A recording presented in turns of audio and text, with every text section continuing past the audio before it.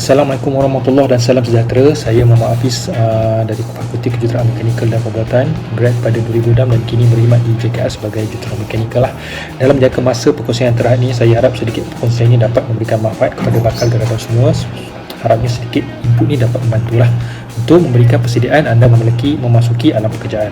So, apa yang saya boleh simpulkan berdasarkan pengalaman yang saya dah dapat through all of these years of working, saya boleh katakan ada beberapa poin yang penting yang patut anda tahu. Pertama sekali, kepentingan communication skill dan juga technical skills.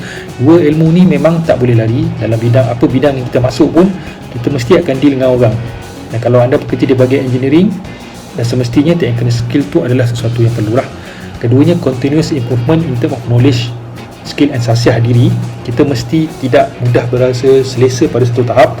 Saya tingkatkan ilmu kita. Dan kalau anda bekerja di bahagian engineering, saya strongly advise get your professional engineering title or IR as soon as possible. Cuba dapatkan sebelum 30 lah. Macam saya hari tu pun dah grad 2006, memang saya target sebelum 30. Saya buat logbook scheme.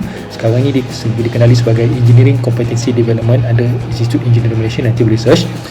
Dapatkan mentor, buat PE secepat yang mungkin. Sebab PE tu adalah self recognition yang kita tak perlu cakapkan lagi untuk memberitahu orang value kepada kita punya engineering skill lah. Yang berikutnya, always seeking for opportunity. What other sees as problem is opportunity for us sebenarnya. Kalau di tempat kerja, biasanya kalau orang tu akan kata, ya pasal aku je yang dapat kerja susah ni, okay, tak apa, biarkan, anggap dia sebagai cabaran. Di peringkat awal kita bekerja ni, kadang-kadang orang lama memang akan tolak bagi benda tu kepada engineer muda. Kita ambil je grab dia dan anggap dia sebagai cabaran. So, buktikan yang kita boleh tackle benda tu, dan setiap apa benda yang kita jumpa masalah tu akan ada satu ilmu yang baru. So, yang berikutnya, be good in what you do and nobody will bother you. So, bila kita dah buat sesuatu tu, pastikan kita dapatkan ilmu berkaitan sesuatu tu sedalam yang mungkin. Jangan just simply ikut saja. Kalau orang lama kata, okay, you buat macam ni, kenapa? Kalau kita tak apa, you buat je. Jangan. Kita cuba dapatkan sedetail mungkin kenapa kena buat macam tu, apa reason sebaliknya, apakah engineering effect dia, apa implication dia, dan insyaAllah kita punya ilmu tu semakin meningkat lah. Yang berikutnya, kita juga must be all rounder engineer dan flexible lah.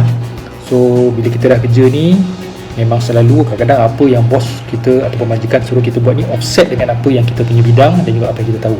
Jangan terlalu rigid. Dia kata, bos, saya tak tahu ni, saya grad mechanical ni, ini electrical ni, wiring saya tak tahu. Okay, tak boleh.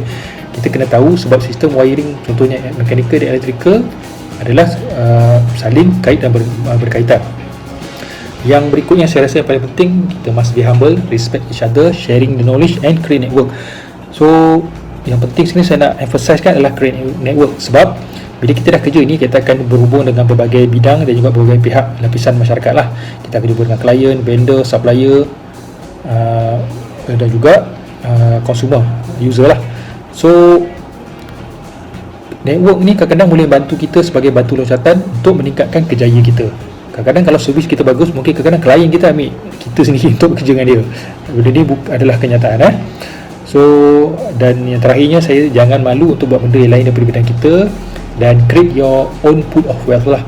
So, jalan mudahnya, ataupun saya kalau nak lebih kepuasan, kita boleh berniaga, gunakan apa benda kompetensi yang kita tahu tu untuk bidang untuk lebih berjaya lah.